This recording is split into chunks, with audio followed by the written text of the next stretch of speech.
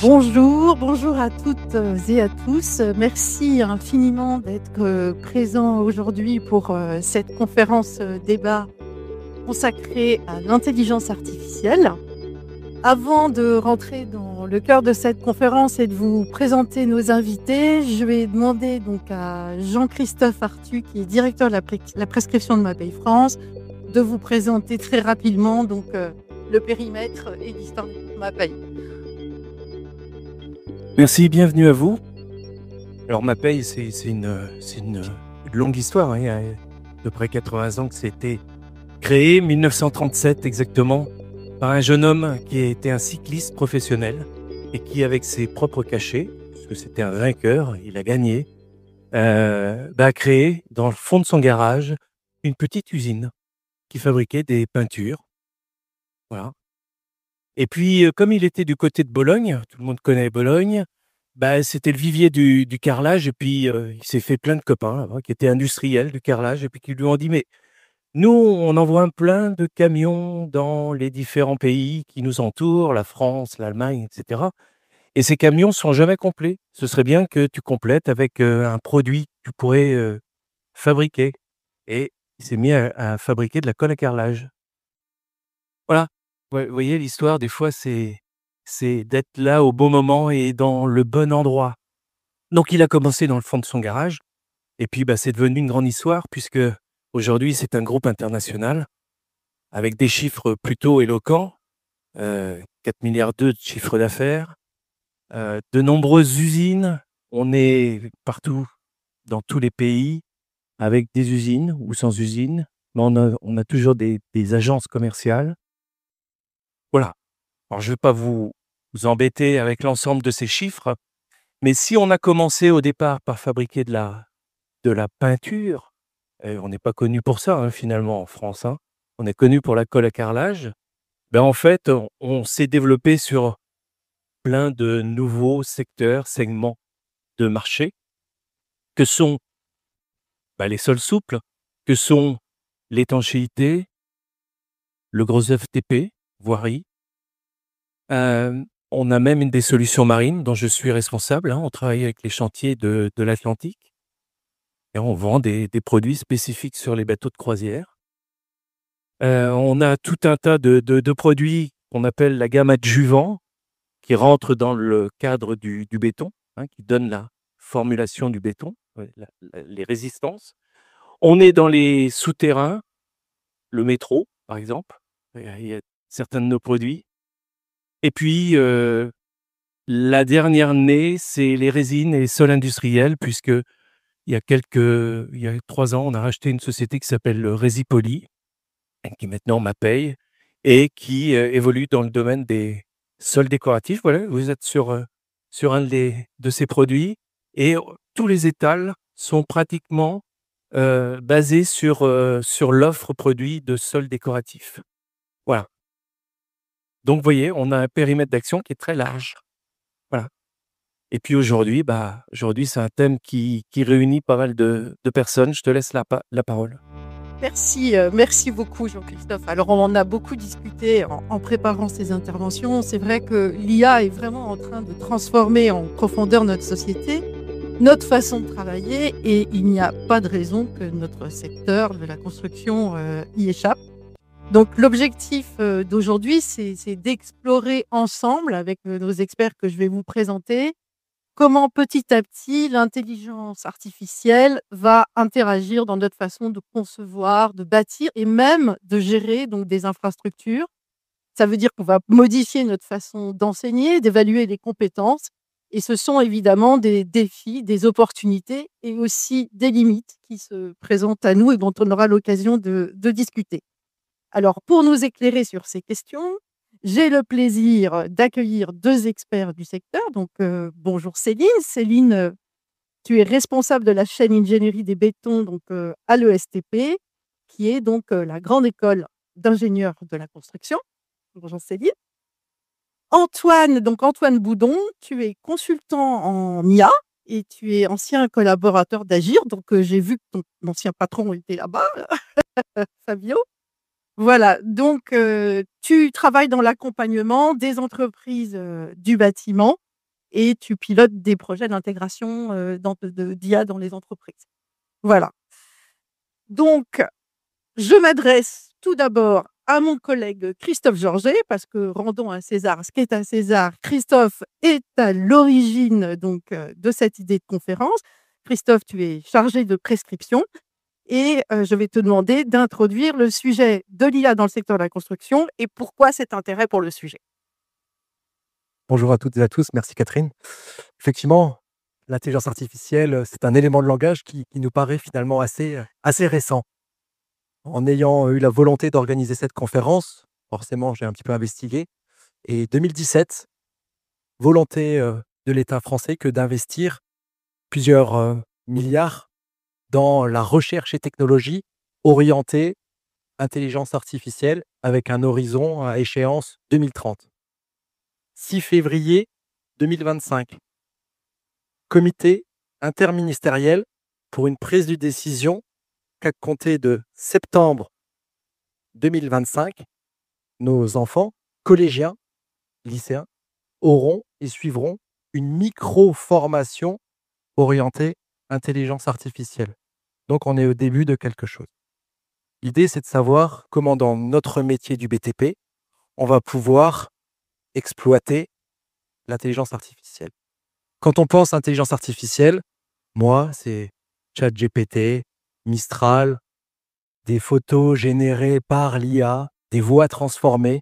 Donc tout ça, ça peut paraître très ludique ou pas, mais l'idée, c'est de savoir comment finalement, dans notre quotidien professionnel, on va pouvoir se servir de cet outil. Un petit peu comme il y a 25, 30 ans, l'informatique, ces logiciels, plus récemment, les téléphones portables, les applications. Et ben demain, comment l'intelligence artificielle va pouvoir nous aider, peut-être même nous transformer. Du coup, ce que j'attends aujourd'hui de nos conférenciers, c'est clairement qu'ils puissent nous donner, leur vision, même peut-être sans avoir une boule de cristal, 2, qu'ils nous partagent leur retour d'expérience et que, à travers un échange, ils puissent répondre à l'ensemble de vos attentes, voire peut-être même qu'ils puissent vous accompagner dans une réflexion quant à l'intégration de l'IA dans vos métiers. Merci beaucoup Christophe. Et donc, tu me donnes matière à transition puisque tu viens de l'évoquer, l'histoire de l'IA, elle commence bien évidemment dans le secteur de l'enseignement.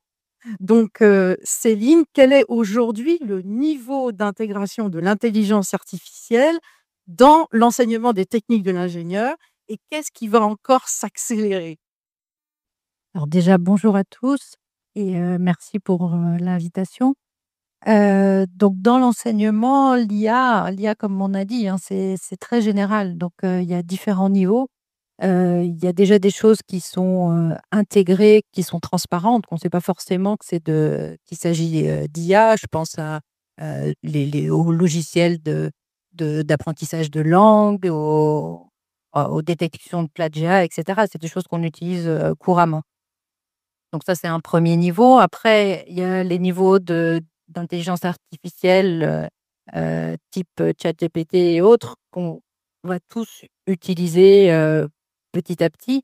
Et de la même manière, les enseignants, les élèves l'utilisent de façon de plus en plus courante également. Donc ça demande des adaptations parce qu'on ne peut pas rester sur les mêmes modèles. Mais ça demande des adaptations, mais ça s'intègre petit à petit sur les façons dont on va évaluer certains enseignements, etc. Donc ça, c'est une première chose. Et après, la thématique même de l'intelligence artificielle, elle est présente de façon prépondérante maintenant. Et pour vous donner un exemple, chaque année, donc on organise un hackathon avec différentes entreprises et les élèves. Donc 2 jours d'innovation, 48 heures d'innovation par les élèves de façon intensive. Cette année, tous les sujets étaient autour de l'IA. L'IA et la conception des bâtiments éco-responsables, l'IA liée à la géotechnique, mais à tous les niveaux de l'acte de construire, à la mobilité, etc. Enfin, pour aller plus sur l'intégration vraiment dans les enseignements, donc là, plus la partie outils métiers. donc l'IA intégrée dans nos outils métiers de la construction, on peut voir qu'émergent de plus en plus des formations en fait qui sont pluridisciplinaires et qui vont intégrer cette question de science de la donnée appliquée à la construction. Donc, comme exemple, je vous avais mis là sur le slide quelques exemples de formations. Un bachelor sur géodata et génie civil, l'option de 3e année sur le cursus d'ingénieur à l'ESTP qui va être orienté jumeaux numériques, un master géodata également à l'Université d'Orléans, etc. Donc, ce sont des exemples, il y en a plus que ça, mais c'est quelque chose qui se développe très rapidement. Et on voit également que ça va concerner à tous les niveaux. C'est des niveaux, là, les exemples qui sont donnés, c'est des niveaux bachelor, des niveaux ingénieurs ou master spécialisés, mais à tous les niveaux, cette question d'utilisation de l'intelligence artificielle entre en jeu. Utilisation avec toujours la même chose, quelques précautions à prendre sur l'utilisation, et c'est pour ça qu'il est besoin de formation.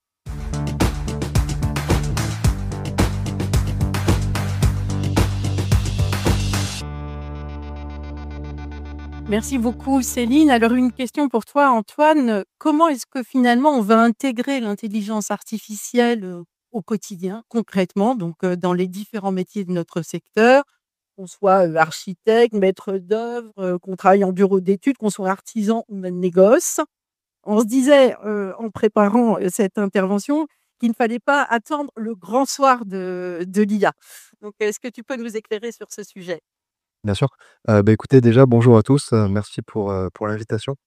Quand on parle d'IA, en fait, c'est une notion qui est déjà assez ancienne. Ce qui a changé, au cours des dernières années, c'est l'accessibilité.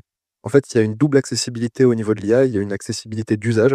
En fait, c'est extrêmement simple de parler à des IA. Maintenant, c'est un chatbot, c'est une fenêtre contextuelle et une accessibilité de prix, ce qu'on n'avait pas forcément avant. Et donc, on se rend compte que les outils grand public, donc les outils auxquels on a facilement accès pour des coûts très modiques, hein, on est sur, en ordre de grandeur, quelques dizaines d'euros, permettent de répondre à un certain nombre de cas d'usage. Donc en fait, on peut faire déjà beaucoup de choses avec des IA grand public et on peut faire des choses qui sont appliquées au secteur de la construction et qui prennent place dans une réalité professionnelle. Par exemple, on pourrait imaginer prendre l'ensemble des textes réglementaires sur un sujet donné, par exemple l'arrêt PMCB ou peu importe en fait ce que vous avez en tête, les donner à une IA, échanger avec l'IA pour lui poser des questions. Ça, c'est des choses qu'on peut faire extrêmement simplement. Donc c'est avec des données, on va dire, publiques, c'est des données législatives et réglementaires. On pourrait aussi imaginer le faire avec des données d'entreprise, par exemple. Vous prenez l'ensemble des CCTP que vous avez rédigés sur les 10 dernières années pour des collèges et vous interagissez à chaque fois avec une IA pour essayer d'écrire des clauses, rédiger des programmes, etc. Ce qu'on peut voir sur l'IA à l'heure actuelle, c'est que on a des modèles grand public. On a donc par exemple ChatGPT, Claude, Mistral, enfin vous en avez plein, qui vous permettent de réaliser un certain nombre de tâches.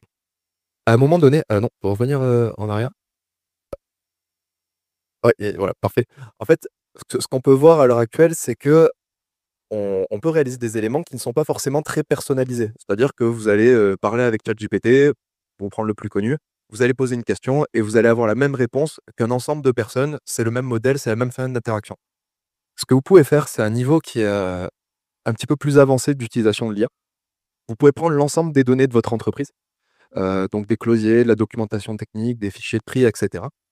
Les indexer dans une base de données spéciale, c'est ce qu'on appelle une base de données vectorielle, et interagir avec une fenêtre de chat sur cette base de données. Donc c'est ce que je vous disais, reprendre l'ensemble des programmes que vous avez rédigés, reprendre des clauses, des documentations techniques, etc. Alors cet aspect-là, il est nécessaire d'avoir en tête des contraintes de sécurité, de confidentialité de données. C'est des choses qui sont sous-jacentes en fait à l'utilisation de l'IA. Mais c'est des choses qui existent déjà et qui sont très simplement accessibles. Par exemple, pour faire cette petite personnalisation de l'IA, vous en avez pour quelques dizaines d'euros d'outillage et un petit peu de temps humain à investir, mais on est sur des ordres de grandeur de quelques centaines, voire quelques milliers d'euros pour justement avoir des interactions personnalisées.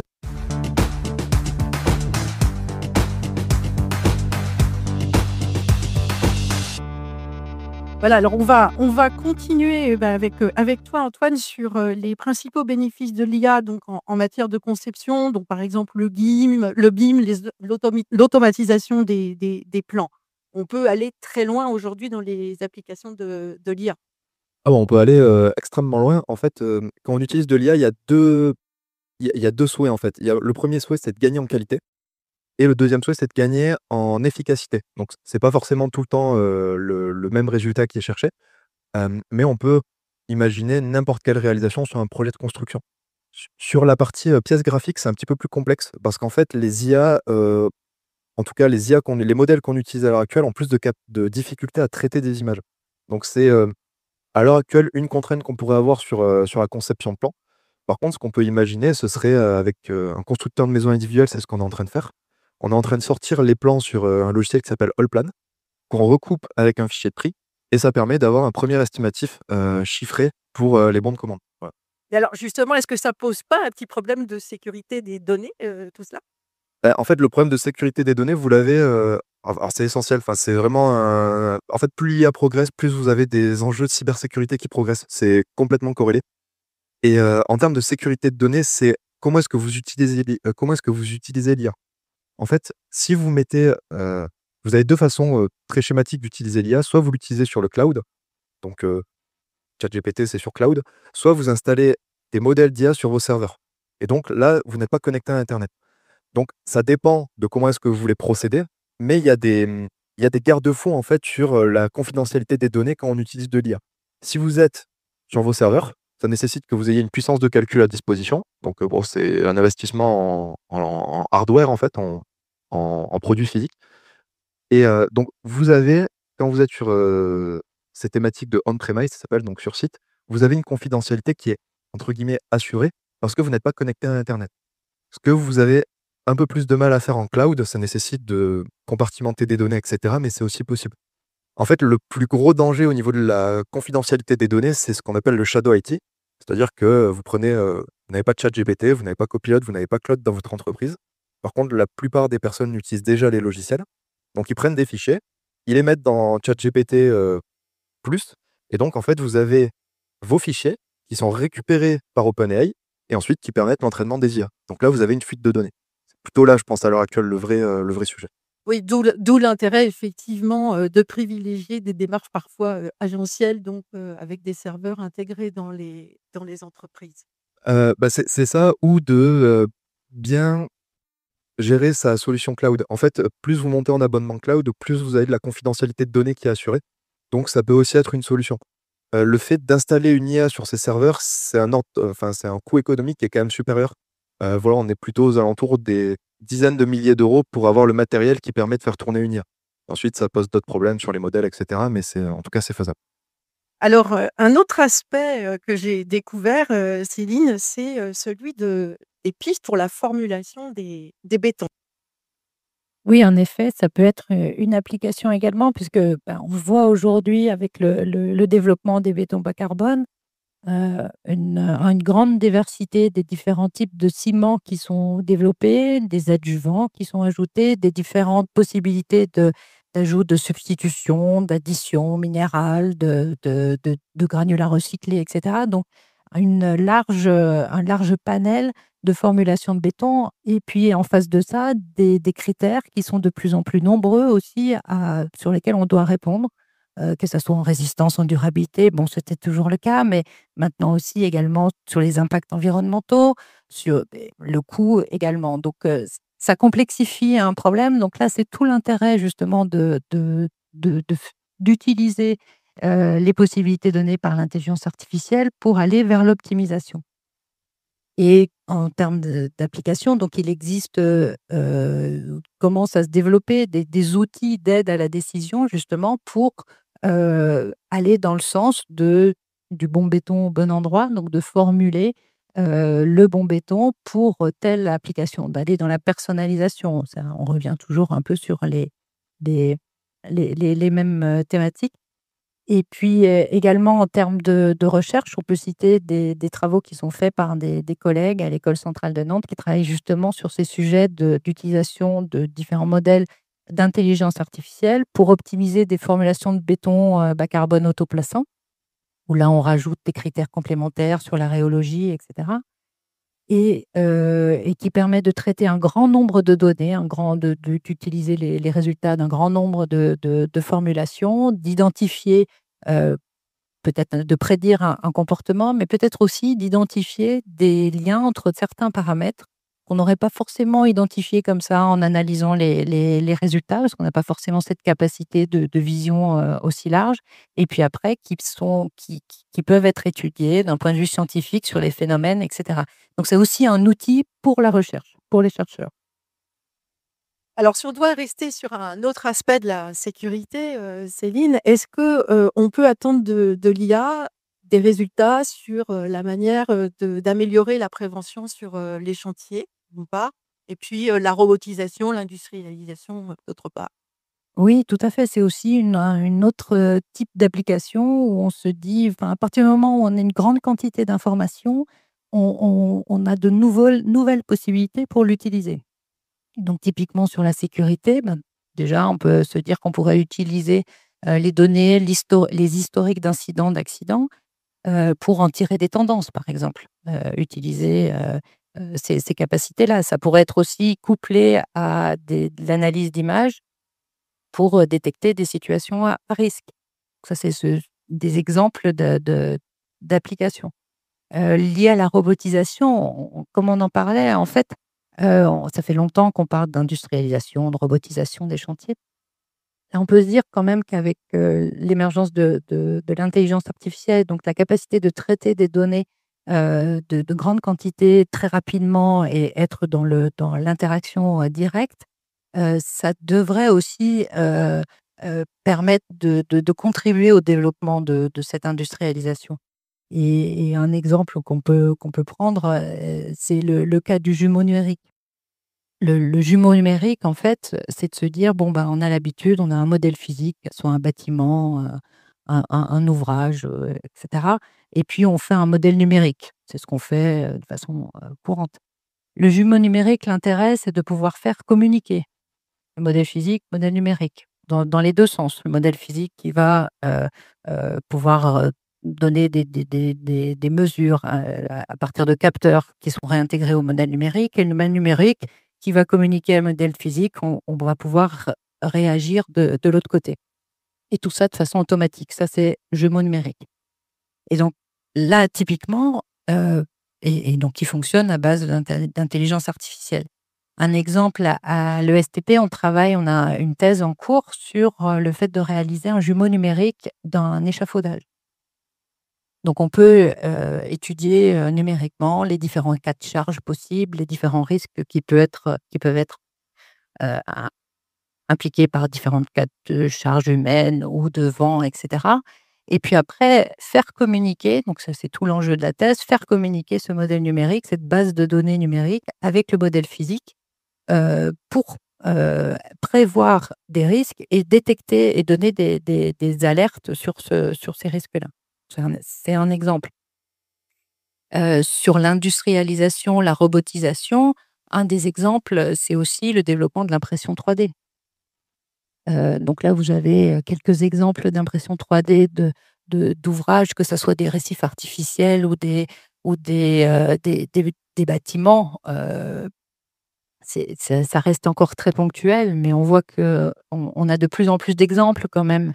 Donc, il y a quand même un développement de cette technique qui a des différents bénéfices, que ça soit en termes de liberté de forme. On voit là les récifs marins qui sont faits, qui permettent de faire des choses qu'on ne pourrait pas faire avec des coffrages. En termes de gain de matière, puisqu'on va mettre que la matière là où on en a besoin, de rapidité d'exécution aussi. C'est beaucoup utilisé pour des ouvrages qui doivent être exécutés rapidement. Mais on continue quand même d'avancer sur les développements techniques et scientifiques, notamment sur la maîtrise de la qualité.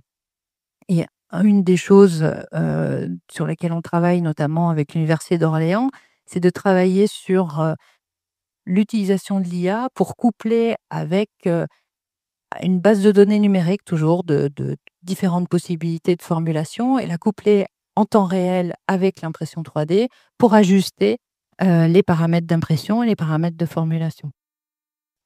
Alors, une autre question qui est un petit peu corrélée, parce que tu viens d'évoquer l'économie de matière.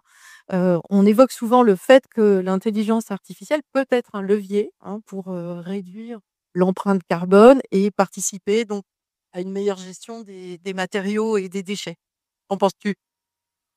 Bah, c'est encore un autre exemple d'utilisation de l'intelligence artificielle qui permet, je pense, à mon avis, d'accélérer aussi ce passage à l'économie circulaire, où là, ça pourrait être intégré au niveau de la qualité du tri des déchets, que ce soit sur chantier ou en centre de tri.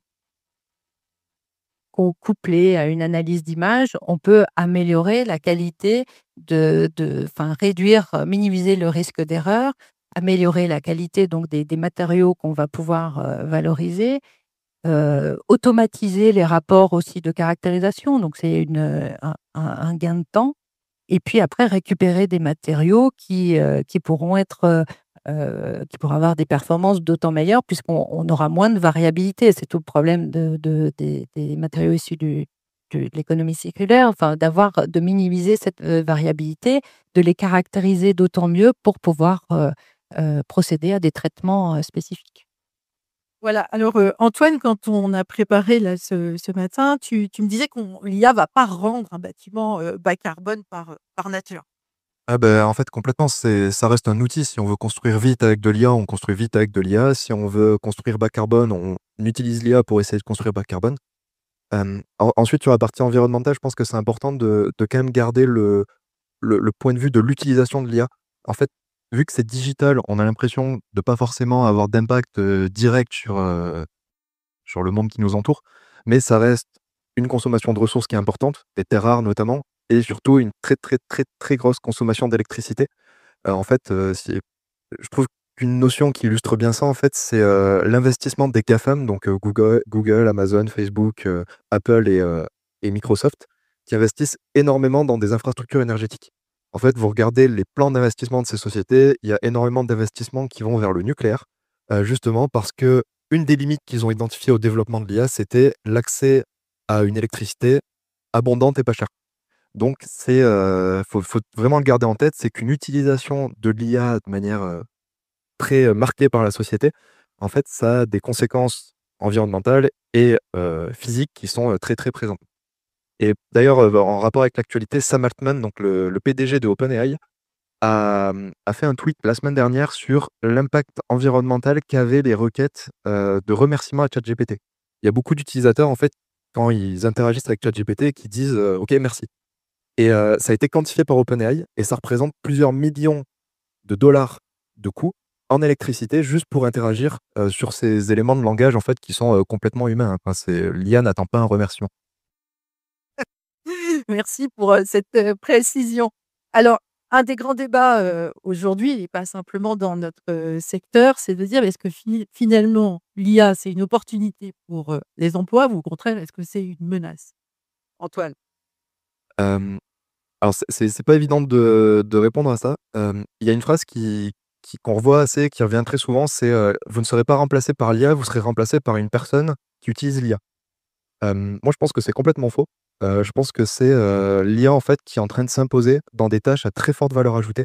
On a l'impression que l'IA, on entend souvent dire que l'IA, c'est pour les tâches à faible valeur ajoutée, répétitives et cetera. Ça, c'est de l'informatique, enfin, c'est Excel, c'est des automatisations. C'est pas forcément, des tâches à faible valeur ajoutée qui sont concernées par l'IA. Il y a un très bon exemple en radiologie. Les IA deviennent très, très, très performantes pour identifier des cancers, des maladies. Enfin, c'est extrêmement bien documenté et c'est un cas d'usage, je pense, qui est plutôt à forte valeur ajoutée. Donc il y a cet aspect-là à avoir en tête. Je pense que les emplois vont devoir enfin les salariés, les travailleurs vont devoir évoluer vers beaucoup d'adaptabilité. C'est-à-dire que les compétences, les hard skills, donc les compétences, techniques, deviennent de plus en plus «accessibles» entre guillemets avec une IA. Et donc il y a des, compétences que les travailleurs vont devoir développer en complément. Donc ça peut être, des compétences immuables, enfin ça va être le leadership, ça va être la collaboration, ça va être la créativité. C'est les mêmes connaissances qu'on pouvait retrouver, à la préhistoire, enfin ça a pas changé. Et donc c'est se dire comment est-ce qu'on essaie de déployer ces compétences pour pouvoir travailler dans un monde où il y a de l'IA qui est, partout. Parce qu'en fait, ça sera partout. Enfin, il y a vraiment aucune contre-indication à ce que l'IA puisse réaliser des tâches à très, très forte valeur ajoutée dans très peu de temps. Céline, comment, bah, justement, ce ce changement des comportements va trouver son origine dans la façon d'enseigner et d'évaluer parce qu'il faut intégrer, c'est con. Complètement. Les changements dans l'enseignement sont déjà et vont évoluer très rapidement. Ils sont nécessaires justement pour prendre en compte que certaines les compétences qui seront développées, qui devront être acquises, vont être plus orientées sur ces aspects de collaboration, d'être capable de travailler en collaboration, de travailler en, en- pardon, en, d'avoir aussi une pensée critique en fait sur les résultats. Et ça, c'est un point très important parce qu'on va pouvoir générer beaucoup de connaissances, mais il faut être capable d'avoir une pensée critique sur ce qu'on peut générer. Et ce qui va changer aussi beaucoup dans l'enseignement, c'est la possibilité, grâce à l'IA, d'avoir aussi des personnalisations de cursus avec des choses qui sont du coup automatiquement générées, mais qui permettent, sans, encore une fois, forcément remplacer l'enseignement, mais d'avoir des cursus personnalisés et qui après sont renforcés par des applications en collaboratif avec les enseignants et les interactions avec les enseignants. Donc pas mal de changements en prévision avec, je pense, cette importance de la formation, justement sur ces nouvelles compétences qui sont pas nouvelles, je suis d'accord, mais qui deviennent, vraiment prépondérantes. Alors, Antoine, justement, j'aimerais bien que tu te commentes ce petit schéma-là de l'exemple de fonctionnement d'un agent IA. Donc, déjà, quelle est la spécificité, en fait, de l'IA agentielle? En fait, ce que vous avez, quand vous utilisez, un moteur de langage à l'heure actuelle, vous lui demandez quelque chose et il vous restitue une réponse. Il y a pas d'action qui est effectuée. C'est, une interaction, entre un homme et une machine qui vous permet de générer du contenu. Et là, ce qu'on est en train de voir, arriver, donc c'est une réalité, ça existe déjà dans les entreprises et c'est des technologies qui sont, en train de devenir très matures. C'est, l'IA agentique. Donc en fait, c'est comment est-ce que l'IA peut réaliser des actions. C'est-à-dire que, votre objectif, par exemple, ça peut être de rédiger un CCTP, hem, ou de faire une bibliographie technique et donc l'IA va prendre la tâche que vous voulez réaliser, va la décomposer en sous-tâches et de manière autonome, va réaliser un ensemble d'actions directement auprès des personnes qui sont concernées. Par exemple, si vous voulez faire, j'en sais un état de l'art sur l'intégration de granulats de béton recyclés dans les bétons, vous allez avoir une IA qui va contacter, qui va aller récolter une bibliographie, donc du CSTB pardon, de l'ESTP, du CERIB et cetera. Vous allez avoir une autre IA qui va extraire les personnes qui ont rédigé ces études, qui va les contacter de manière autonome et qui va planifier un rendez-vous dans votre agenda avec ces personnes. C'est des choses qu'on a déjà en place, qui sont déjà matures, qu'on peut mettre en place dans des entreprises. En ordre de grandeur, les premiers agents, en fait, si vous voulez les intégrer dans une entreprise, c'est entre, on va dire, en ordre de grandeur, 5 000 € à peu près de prestations et de développement, auprès d'agences IA et donc vous avez vraiment cet environnement qui est fait, donc avec un agent qui a une mémoire, donc qui a des informations sur votre entreprise, sur le secteur dans lequel il évolue, qui est connecté directement à un modèle de langage, donc ChatGPT pour pouvoir interagir facilement et à une boîte à outils. Donc ça peut être, rédiger des mails, prendre des rendez-vous dans votre agenda, heu, contacter des personnes et cetera. Voilà et ça, c'est vous qui définissez le périmètre d'action de l'agent. Donc c'est vraiment le fait de réaliser des actions avec l'IA. Et alors, dans ce monde merveilleux de l'intelligence artificielle, il y a quand même des freins. Il y a quand même des freins, Antoine. On est détaillé tout à l'heure. Ah bah, le 1er frein, c'est qu'en fait, tout le monde veut faire de l'IA, mais personne ne veut faire de la data. C'est-à-dire que, en fait, vous pouvez arriver, dans des entreprises où on demande, de réaliser des agents et cetera et quand on leur demande la partie donc c'est plutôt sur l'aspect mémoire, c'est-à-dire les informations disponibles, on nous donne, un fichier Excel avec, 100 lignes, qui est mal formaté. On nous donne, des PDF qui sont illisibles et 3 images et on vous dit: «Voilà, ça, c'est mes données». En fait, ça ne fonctionne pas. Il y a un besoin de data qui est extrêmement important quand on fait de l'IA. C'est comme si, dans une voiture, vous vouliez rouler sans carburant. Bah, là, c'est la même chose, avec une IA. Si vous voulez avoir une IA qui fonctionne dans un environnement métier, il faut que vous lui ayez donné des datas. Donc ça peut être tout type de data, enfin, c'est pas forcément le sujet, mais c'est qu'elle soit correctement triée, correctement agencée pour qu'on puisse interagir sur cette base de données. Donc ça, c'est un premier frein. Après, il y a beaucoup d'autres freins qui peuvent être, ciblés. Ça peut être des freins, éthiques, ça peut être des freins de confidentialité, ça peut être des freins, de coût et d'utilisation parce qu'en fait, les agents, ça a quand même un coût d'utilisation qui est plus important que juste le fait de parler à ChatGPT. On peut être, par exemple, pour une action réalisée, une action simple, par exemple la prise de rendez-vous, demander à une IA de prendre de manière autonome des rendez-vous, on est à peu près à 10 € de coût d'utilisation. Voilà, c'est le prix que les prestataires de LLM vont vous prendre pour réaliser cette action. D'accord. Alors, ce qui est complètement affolant, c'est la vitesse exponentielle de développement de l'IA. Quand on s'est rencontrés il y a un an, Céline, sur le WOC, on en parlait tout à fait différemment. Aujourd'hui, tout s'est accéléré. Donc, si on devait se projeter, alors j'avais dit 10 ans au départ, mais en fait, c'est même presque à 1 an qu'il faudrait se projeter. Peut-être pas, mais je ne sais pas si c'est 10 ou 5 ans ou c'est raisonnable de se projeter, mais ouais, disons 10 ans. Je pense que l'IA, c'est un outil à la base. Déjà, c'est pas une fin en soi. Mais par contre, on peut se dire quand même que ça permettrait d'accélérer des changements de façon de travailler dans l'acte de construire. Déjà, de toute façon, d'ici 1 an peut-être ou 2 ans, j'en sais rien, mais ça sera intégré à toutes les phases de l'acte de construire.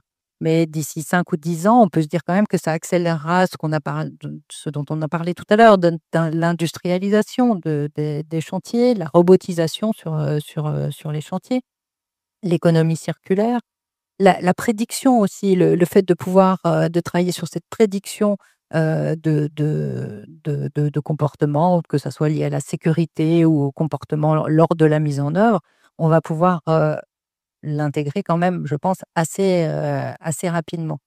Mais tout ça toujours avec quand même les questions autour des données, les questions autour de l'impact environnemental, les questions autour de l'éthique qui sont, à mon avis, aussi urgentes aujourd'hui de prendre en compte et de prendre en main, en fait, que ça soit en termes de formation ou de systèmes à mettre en place, je saurais pas dire, mais qui sont dont il est nécessaire d'avoir conscience, quand on est dans ce, comme vous disiez, d'accélération, de mise en place de ces outils. Antoine, sur la projection, ouais, dans l'avenir. Euh, alors moi, je pense qu'il y aura deux aspects qui vont arriver. Le premier, ça va être l'orchestration multi-agents, c'est-à-dire qu'on va avoir un agent orchestrateur qui va redistribuer des tâches à plein de sous-agents qui seront spécialisés sur des thématiques. Donc, par exemple, on aurait l'agent de distribution qui reflécherait sur un agent spécialisé dans la conception de CCTP, un agent spécialisé dans j'en sais rien, le suivi des bordereaux de traçabilité de déchets, etc. Ça, c'est des choses qu'on commence à sentir qui devraient arriver dans un futur assez proche. Et dans des horizons de temps un petit peu plus éloignés, on va forcément arriver vers la robotique. Euh, les moteurs de langage, donc les LLM, c'est une traduction algorithmique du langage. La robotique, c'est une traduction algorithmique du monde physique. Et c'est des éléments qui sont en train d'être consolidés, c'est des éléments sur lesquels on travaille énormément. Et typiquement, Boston Dynamics aux États-Unis l'illustre assez bien. C'est des robots qui commencent à avoir des capacités de perception de l'espace, de compréhension de la gravité, etc. Donc voilà, moi je pense que ce sera ces deux aspects-là qui seront en tout cas les premiers à arriver sur l'IA.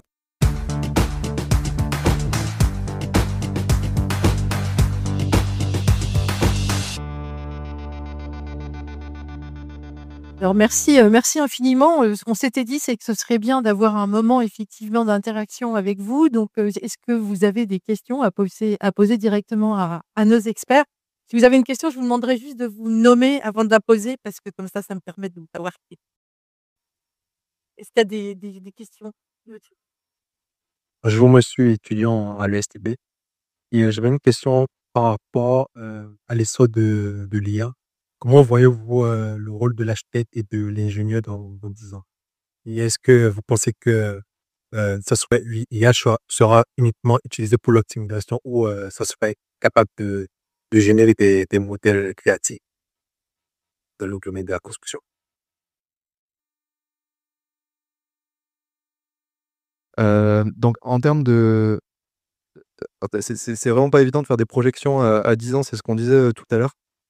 Donc le premier aspect, je dirais, sur la créativité, on est déjà dedans. En fait, l'IA a des possibilités créatives qui sont assez importantes. Il y a des agences d'architecture qui utilisent énormément l'IA pour la création de visuels, et notamment avec un architecte, on travaillait sur des premiers éléments d'esquisse, entre guillemets, à présenter au client pour avoir des éléments de cadrage sur la rédaction de pièces. Donc, c'est des choses qui arrivent déjà.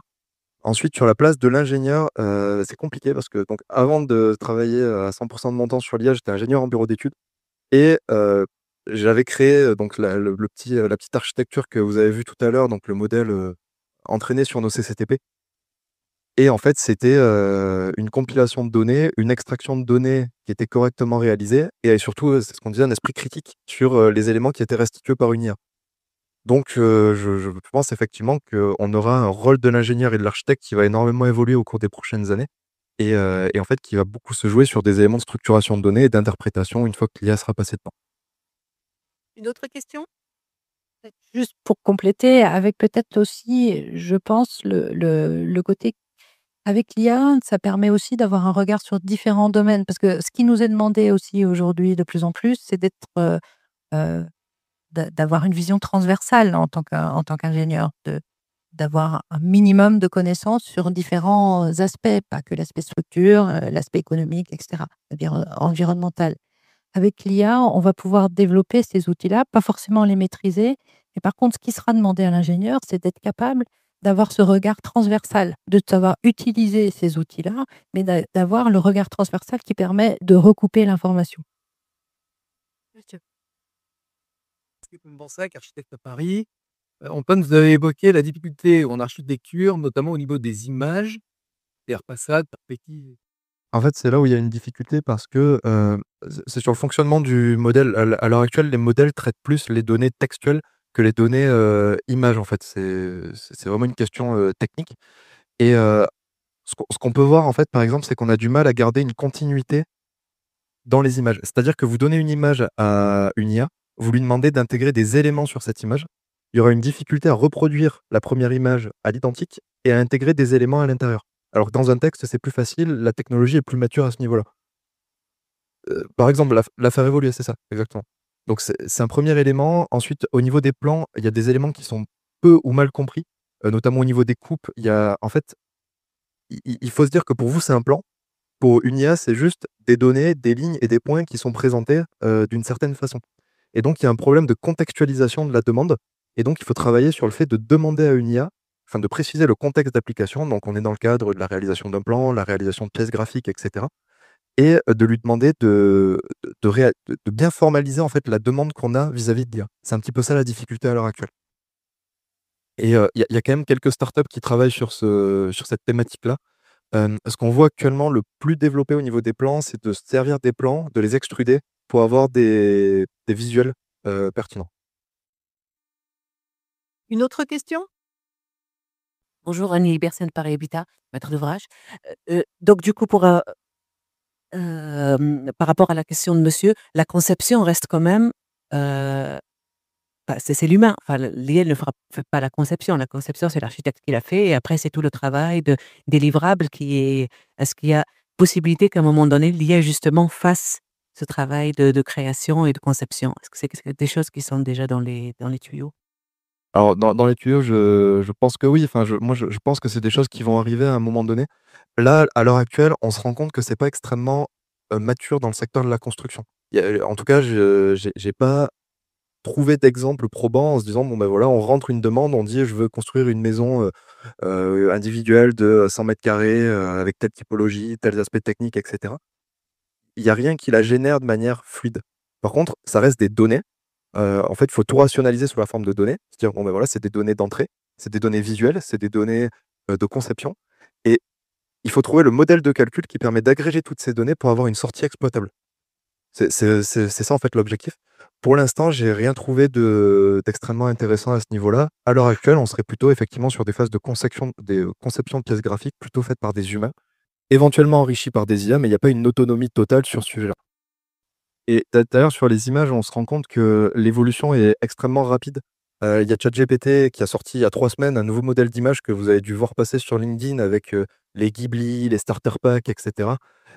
Avant, l'IA n'arrivait pas à traiter l'intégration d'éléments textuels sur une image. Parce qu'en fait, pour elle, c'est des pixels qui sont alignés, c'est pas du texte. Et là, on se rend compte que c'est un frein technique qui, est gommé, ou en tout cas qui est en train d'être gommé. Comme on a vu la même problématique au tout début des générations d'images avec les mains. Les mains, c'est des objets assez complexes à représenter pour une IA. Et en fait, on arrivait facilement à déterminer si une image avait été générée par IA en regardant les mains de la personne. Ça a été gommé. Maintenant, vous demandez de réaliser des mains, ça se fait très bien sur une IA. Ensuite, il y a eu le texte, ça a été gommé. Donc voilà, on peut imaginer qu'au fur et à mesure, ça se complexifiera. Vous avez d'autres questions? Oui, moi j'ai une petite question en fait sur le développement scolaire. Finalement, la recherche et l'enseignement, qui selon vous, quels seront les pays émergents qui vont allier investissement, recherche et finalement exécution pour être à la pointe de cette nouvelle technologie? Moi, je pense que là-dessus, j'ai pas plus d'informations que vous et qu'on peut imaginer, par rapport enfin, voilà, différentes choses par rapport à l'actualité. Heu, mais encore une fois, pour moi, il y a le développement, je pense qu'il est certain. Il y a pas enfin, je vois pas, comment ça pourrait se passer autrement et le besoin de formation est nécessaire aussi et donc il faut que ça soit conjoint et donc je pense qu'en fonction de la façon dont ça sera mis en œuvre en fonction des pays, ça peut aller très, très vite, ouais, effectivement. Bien, merci infiniment. On arrive, au terme de cette, table ronde. Je pense que ce débat a bien montré que l'intelligence artificielle, eh bien, c'est une révolution, en marche, y compris pour le secteur de la construction, avec des bénéfices, indéniables, mais aussi beaucoup de défis, à relever. Un grand merci donc à Céline Florence et à Antoine Boudon pour leurs, éclairages qui ont été, particulièrement, précieux. Merci à vous pour votre participation. Alors, l'équipe Prescription est à votre disposition. Là, je pense qu'on aura un temps d'échange au moment du repas. Mes collègues sont là pour échanger avec vous. Je tiens à signaler que donc, nous avons des cycles de conférences annuels. Qu'il y aura également une conférence qui sera très prochainement consacrée donc, à l'étanchéité des balcons et circulation. Et une autre qui sera consacrée au réemploi, voilà, avec notamment Fabio Mastroianni qui s'est excusé parce qu'il devait partir plus tôt et qui sera présent pour cette nouvelle conférence. Je vous propose d'applaudir nos experts qui ont été particulièrement brillants et je vous invite à rejoindre le premier étage où vous attend un buffet italien. Donc c'est normal, on est ma paye, on est italien. Merci infiniment.